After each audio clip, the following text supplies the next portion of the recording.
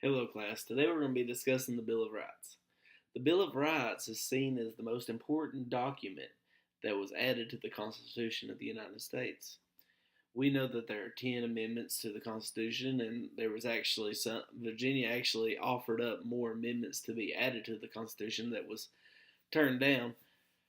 The Bill of Rights Institute states that there were states that refused to accept the Constitution without the Bill of Rights being added, because James Madison said that it would be the Bill of Rights would be added after or soon after it was ratified, but they were not going to take that chance. They wanted it in writing before they ratified it.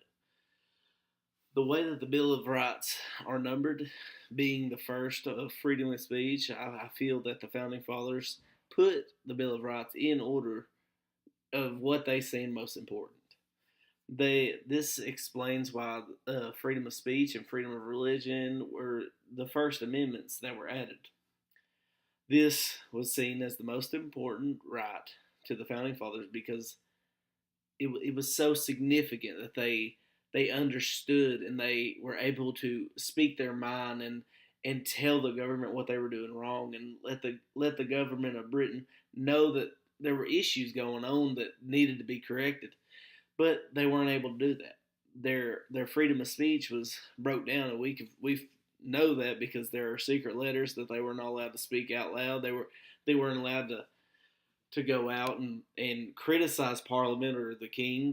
They had to do they had to fall in line. They had to conform to the society. The freedom of speech is also something that gives us all the right to speak our mind. It gives us the power in order to tell our government what they're doing wrong and how we feel, and that's why we're a government that is ran by the people and not by the it's not a top down government. It's a bottom up. We are the bottom, and we tell them what we need best, what we think is best for us, not them telling us what's best. And that's what freedom of speech gives us. It allows us to speak our minds. There are times that I will bash the government, who's in charge. It does not matter who's in charge, who the president is, who the Congress is. And that's what the founders gave us to do. That way we could speak out against anything wrong with our government. But this seems as one of the most important amendments that was placed upon this whole foundation of the Constitution. And with all this power given to the people, and being the lower end of the society, not speaking ill against anybody, but we're not the ones running the government. And the ones that are running the government don't like to be told what to do or don't like to be criticized. So the government had to put in, or the founders had to put in, a way that we could arm ourselves, which leads us into the Second Amendment.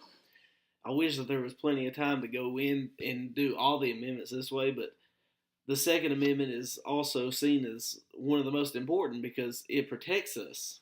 It protects us from the tyranny that could come.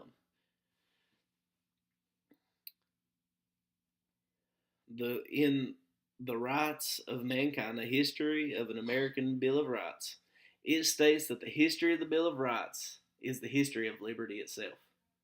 The history of liberty itself, the history of freedom itself, because it was such a groundbreaking opportunity that many people seen and many people wanted to be a part of.